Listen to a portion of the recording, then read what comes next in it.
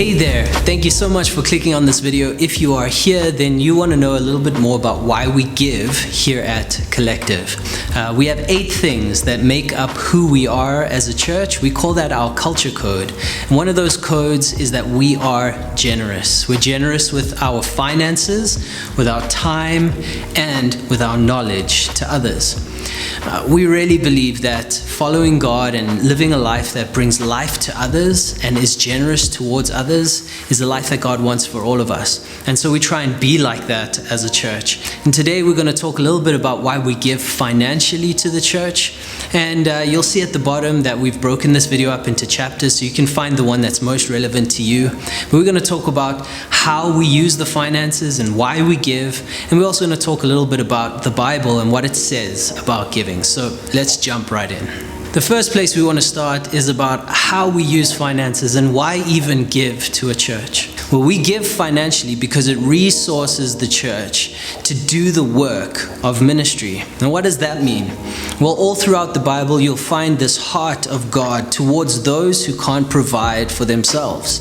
Sometimes it's spoken about as widows or orphans or helping those that are in need. We believe fully in that as a church. And there are people in our communities that need. They can't provide for themselves. The need is great. In fact, in South Africa, the need is massive. And so the first way that our finances are used is to actually provide for those who can't provide for themselves. And we have a ministry here called Outreach Care that helps those that can't supply for themselves. So we put together food parcels and basic needs for people in our congregation that just can't provide for themselves. We can't go all the way to meeting every need, but we do everything that we can to actually reach out and help those who can't help themselves. And your gifts go towards that, making that happen every month. We also use the finances that come into the church for the big mission that every church has, which is making disciples in the world. We want to spread the gospel of grace all over the place. And the way that we do that is by finding more and more effective ways through our services, through what we're doing, through outreach into our community, and even online to actually see God move in people's lives, bring the gospel of grace to a world that needs it. Every gift that's sown, every bit of finance that comes into this church goes to that, making that happen. And we want to be people who live generously to see the gospel of grace reach the world. Now, having said that, you might be someone who is very familiar with how giving works in churches, and this is all normal to you. That's great. But there's some of us who don't really understand it. Maybe you're new to church. Maybe this is not something you've ever engaged in before. You've heard about charity, but you don't really know why we should give to church. And so we want to talk a little bit about the biblical ideas and some scriptures that help us understand what giving looks like for a Christian. And so the first place to start is a word called the tithe. Now, if you've grown up in church, you might know that word really well. What the tithe means, it's actually a Hebrew word, and it means 1/10 or 10%. And where this actually comes from is the law of Moses. You find that in the Old Testament. And what would happen is there were priests whose job it was to minister to the people, to bring sacrifices to God, and to help those that were in need. They were called the Levites. They were priests. And they weren't allowed to own land. They weren't allowed to own their own businesses or anything like that. And so the people of Israel would bring 1/10 or a tithe of their harvest to the priests. And it would take care of the priest's need as well as whoever else couldn't provide for themselves. The Levites would provide for them too. And it's how God used the people to provide for the work of ministry. But do you know that this idea of the tithe actually predates the law? And the guy we need to talk about, his name is Abraham. He comes before the law, before Israel, before any of this stuff. He's a godly guy he's not perfect, but he follows God. And there's this beautiful moment where his nephew Lot is captured and he's taken prisoner. Abraham puts together an army and goes and gets his nephew back. In the process of getting his nephew back, he also gets some spoils of war. He gets all kinds of possessions and things that come in through winning the victory. And on his way back to his home, he encounters this Bible character called Melchizedek. Now, Melchizedek is such an interesting person. He's the king of Salem, which is another word for Jerusalem. And Jerusalem or Salem means peace. He was the king of peace. And he was also not just a king, he was also a priest of the Most High God. And this is interesting because this actually is a picture of Jesus, long before Jesus comes.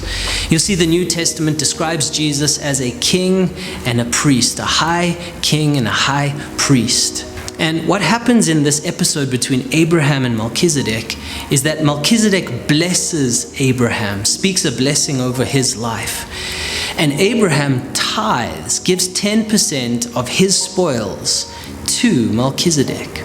There's this beautiful moment where Melchizedek brings out bread and wine, almost a picture of the bread and wine that Jesus will bring later on at the Last Supper. It's this beautiful parallel between these two Bible characters, Melchizedek and Jesus.